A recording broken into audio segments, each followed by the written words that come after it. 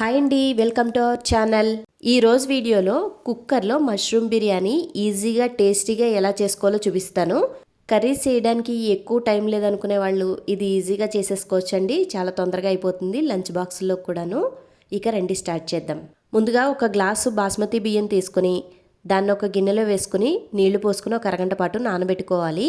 నానబెట్టుకోవడానికి ఎక్కువ టైం లేదనుకుంటే కూడా మనం కూరగాయలు కట్ చేసుకుని ఈ పోపు వేగేంత లోపల నానబెట్టుకుంటే సరిపోతుంది. పొయ్యి మీద కుక్కర్ గిన్నె పెట్టుకొని దానిలో ఒక స్పూను నెయ్యి వేసుకుంటున్నాను. మీరు కావాలనుకుంటే ఇక్కడ ఆయిల్ కూడా యాడ్ చేసుకోవచ్చు.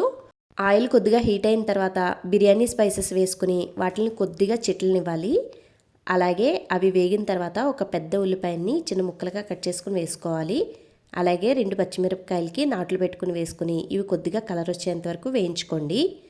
ఈ ఉల్లిపాయలు కలర్ వచ్చిన తర్వాత ఒక స్పూను అల్లం వెల్లుల్లి పేస్ట్ వేసుకుని పచ్చివాసన పోయేంత వరకు వేయించుకోవాలి.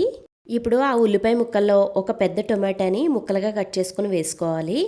ఈ టమాటాలు కూడా కొద్దిగా మెత్తపడేంత వరకు వేయించుకోవాలి. మన ఛానల్లో ఇలాంటి సింపుల్ అండ్ ఈజియెస్ట్ వీడియోస్ చాలా ఉన్నాయండి. ఒకసారి మన ఛానల్ తప్పకుండా విజిట్ చేయడం మర్చిపోవద్దు. చూడండి, టొమాటో కూడా చక్కగా వేగిపోయింది కదా. ఇప్పుడు దీనిలో ఒక స్పూన్ కారం, చిటికెడు పసుపు, half spoon garam masala, half spoon ధనియాల పౌడరు వేసి వీటన్నిటిని కొద్దిగా వేగనివ్వాలి. ఈ మసాలాలన్నీ బాగా వేగిన తర్వాత మనం శుభ్రంగా కడిగి కట్ చేసి పెట్టుకున్న మష్రూమ్ ముక్కలను కూడా వేసుకోవాలి. ఈ మష్రూమ్ ముక్కలు మీకు కావాల్సిన సైజులో కట్ చేసుకోవచ్చు. ఒకటే సైజు అని ఏం లేదు. అలాగే ఈ ముక్కల్లో కొద్దిగా ఉప్పు వేస్తే వాటర్ అనేది దిగిపోతుంది.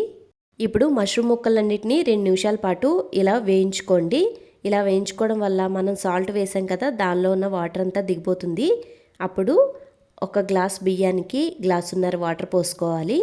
మీకు రుచికి సరిపడా ఉప్పు ఇప్పుడే వేసుకోవాలండి. ఒక 5 నిమిషాల తర్వాత వాటర్ బాగా మసులుతుంది. ఇప్పుడు శుభ్రంగా కడిగి పెట్టుకున్న బాస్మతి బియ్యాన్ని ఉప్పు చూసుకుని బియ్యం వేసేసుకోవటమే. నేను ఇక్కడ బియ్యాన్ని ఏమీ వేయించట్లేదండి, డైరెక్ట్ వాటర్ మసిలిన తర్వాతే వేస్తున్నాను. ఇలా కూడా టేస్టీగా ఉంటుంది, ఒకసారి ట్రై చేయండి. బియ్యం వేసిన తర్వాత ఒక గుప్పెడు పుదీనా ఆకులు అలాగే చిన్నగా కట్ చేసుకున్న కొత్తిమీరని కూడా వేసుకుని ఒక 2 నిమిషాలు అటు ఇటు కదుపుకోండి. మరీ ఎక్కువగా కలపొద్దు. రైస్లో ఉన్న వాటర్ కొద్దిగా దగ్గరికి రావడం స్టార్ట్ అవుతుంది కదా. ఇప్పుడు ఒక్కసారి కలుపుకొని కుక్కర్ మూత పెట్టేసుకుని 2 విజిల్స్ రానివ్వాలి. విజిల్స్ వచ్చేసిన తర్వాత స్టవ్ ఆఫ్ చేసేసుకుని పక్కన పెట్టేసుకోండి.